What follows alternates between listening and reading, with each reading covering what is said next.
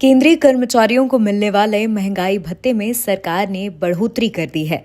7 मार्च को हुई cabinet meeting में सरकार ने 4% डीए बढ़ाने का ऐलान किया है।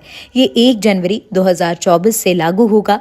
डीए बढ़ने के बाद कर्मचारियों का भत्ता 46% से बढ़कर 50% हो गया है। इसका फायदा करीब 50 लाख केंद्रीय कर्मचारी और 68 लाख पेंशनर्स को होगा।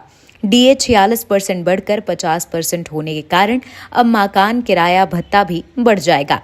इसे 27, 18 और 9 से बढ़कर 30, 20 और 10 किया जाएगा। ग्रेच्युटी सीमा भी 20 लाख से 25 लाख हो गई है। केंद्रीय मंत्री पीयूष गोयल ने बताया कि डीए में 4% की बढ़ोतरी से सरकार पर 12,868 करोड़ रुपए का बोझ आएगा। इससे पहले सरकार ने अक्टूबर 2023 में डीए 4% बढ़ाकर 46% किया था।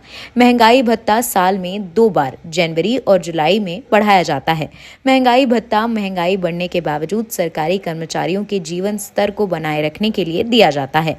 ये पैसा सरकारी कर्मचारियों और पेंशन धारकों को दिया जाता है। इसका सर्कुलेशन देश की मौजूदा महंगाई के अनुसार हर 6 महीने में किया जाता है। इसकी गणना संबंधित वेतनमान के आधार पर कर्मचारियों के मूल वेतन के अनुसार इसको दिया जाता है। महंगाई भत्ता शहरी और अर्ध शहरी या ग्रामीण क्षेत्रों के कर्मचारियों का अलग अलग हो सकता है।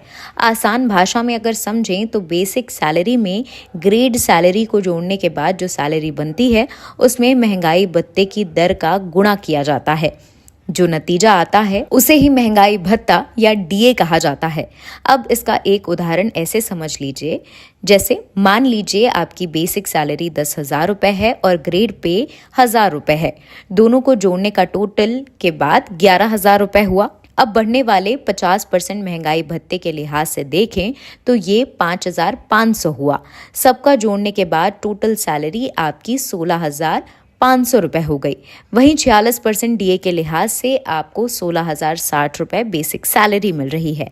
यानी 4% डीए बढ़ने के बाद हर महीने आपको 440 रुपए का फायदा होगा। कैबिनेट मीटिंग में 5 बड़े ऐलान हुए। पहले तो केंद्रीय कर्मचारियों के महंगाई भत्ते को 4% बढ़ाकर अब 50% कर दिया गया है। ये जनवरी 2024 से लागू होगा।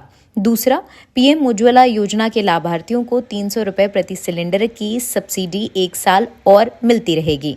कच्चे सूत का एमएसपी 285 रुपए से बढ़ाकर 5,335 रुपए प्रति क्विंटल कर दिया गया है। पूर्वोत्तर क्षेत्र में इंडस्ट्रियलाइजेशन को बढ़ावा देने के लिए 10,237 करोड़ रुपए दिए जाएंगे। हेल्थ केयर, एग्रीकल्चर और एजुकेशन सेक्टर में इंडिया एआई मिशन